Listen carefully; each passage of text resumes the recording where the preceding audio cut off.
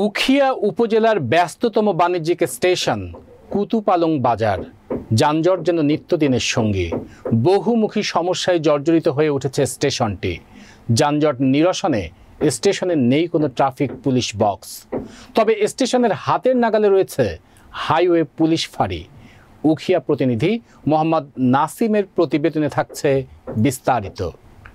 শনিবার সরেজমিনে দেখা যায় রাস্তার দুই পাশে যান চলাচলের রাস্তা দখল করে বসানো হয়েছে ভ্রাম্যমাণ দোকান। নেই কোনো গাড়ি পার্কিংয়ের ব্যবস্থা, ফলে সারাদিন যানজট লেগেই থাকে। উখিয়ার হাইওয়ে পুলিশের দায়িত্বপ্রাপ্ত কর্মকর্তা জানিয়েছেন, নিয়মিত যানজট নিরসনের জন্য অভিযান পরিচালনা করলেও কুতুপালং বাজার কমিটির কোনো উদ্যোগ না থাকায় যানজট নিরসনে ব্যাঘাত হচ্ছে।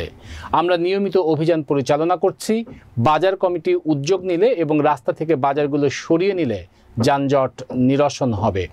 স্থানীয় পথচারীদের দাবি, পুলিশ নিয়মিত অভিযান চালালেও নিরসন হচ্ছে না যানজট, বরং দিন দিন দখলে চলে যাচ্ছে সরকারি রাস্তার উপর ভ্রাম্যমাণ দোকানির হাতে। এর মধ্যে রয়েছে যত্রতত্র পার্কিং, ফলে যানজট ভোগান্তি যেন কমছেই না। হাইওয়ে পুলিশ নিয়মিত দায়িত্ব পালন করলেও তেমন ফলাফল লক্ষ্য করা যায়নি, যার কারণে মানুষের মধ্যে বাড়ছে হতাশা। যানজটে নষ্ট হচ্ছে গুরুত্বপূর্ণ সময়।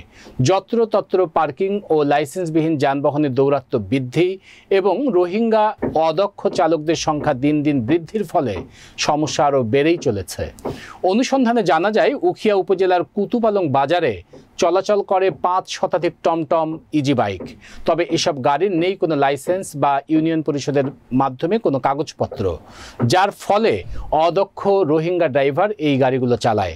এসব টমটম চালানোর জন্য রয়েছে হাইওয়ে পুলিশের সিলমারা টোকেন। তার ফলে দেদারসে চলছে এসব লাইসেন্সবিহীন গাড়ি, ফলে সড়কে বাড়ছে নিয়মিত দুর্ঘটনা। অন্যদিকে উখিয়া উপজেলায় চলাচল করা 95% ডাম্পারের নেই কোনো ফিটনেস, লাইসেন্স ও গাড়ির কাগজপত্র। প্রশাসন মাঝে মধ্যে এসব গাড়ির বিরুদ্ধে অভিযান চালালেও ধরাছোঁয়ার বাহিরে রয়েছে এসব গাড়ি।